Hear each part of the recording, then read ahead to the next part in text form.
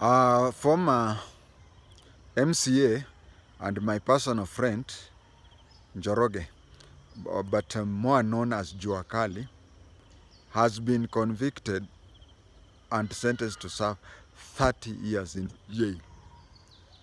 I want to talk about blood money, which happens in many Arab countries. But before that, I want to say there is mixed reaction. Human rights activists are saying that uh, 30 years was very little. 30 years was very little, and the other people have been jailed for longer for a lesser crime. Now, lesser crime, I don't know, maybe which is lesser murder. But you see, if you take a gun and shoot somebody, I think that is a lesser crime as compared to the way Lucy died. This is somebody who was GBV, gender-based violence. This is somebody who was forced to drink acid. If you shoot somebody, or if you took a rope and hanged somebody, I think that is a lesser murder than this one. The way she went through, especially GBV, and being given acid to drink.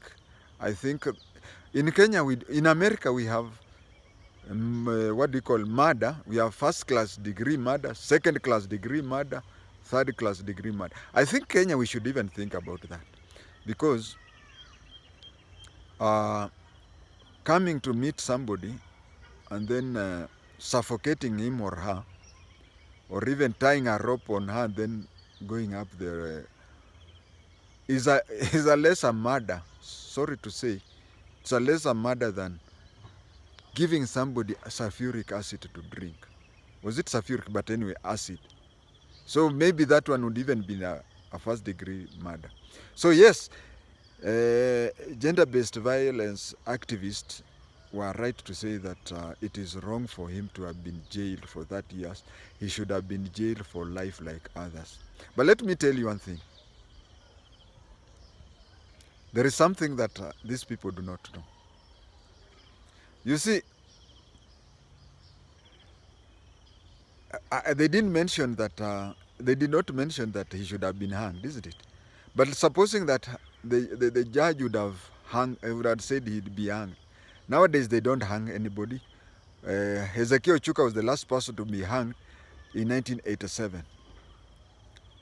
Nowadays they declare that you'll be hanged and then you stay in, let's say, 10 years. After 10 years, they commit it to life imprisonment, and then after 10 more years, you are released. So if the judge would have passed that he be hanged, he would have even left jail after 10 to 15. You see, this jailing that had no time limit is a dangerous one.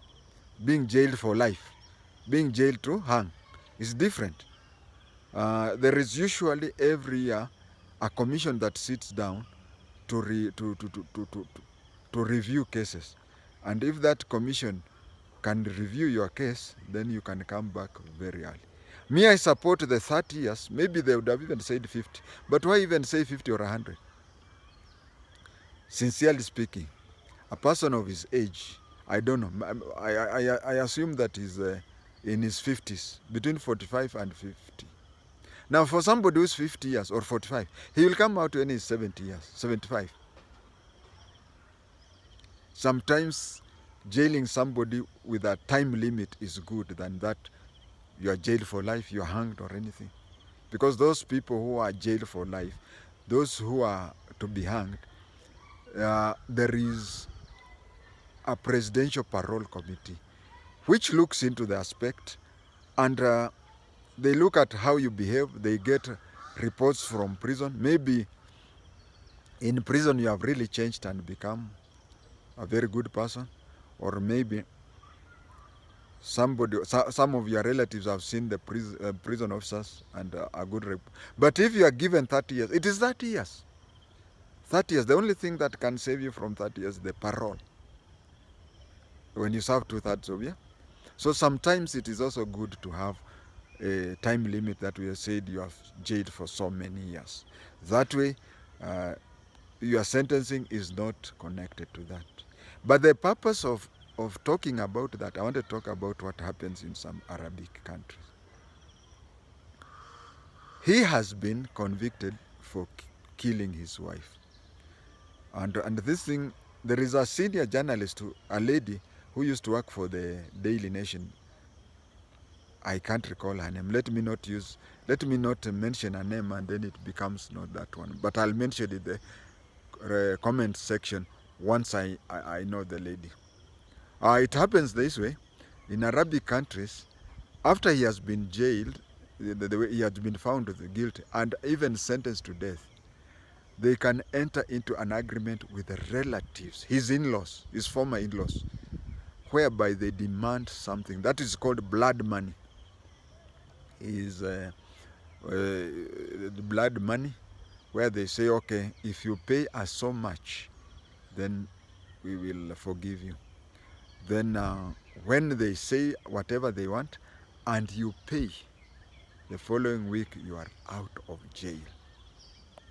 Some of these things happening to Kenya gives us an opportunity to study other jurisdictions. Thank you.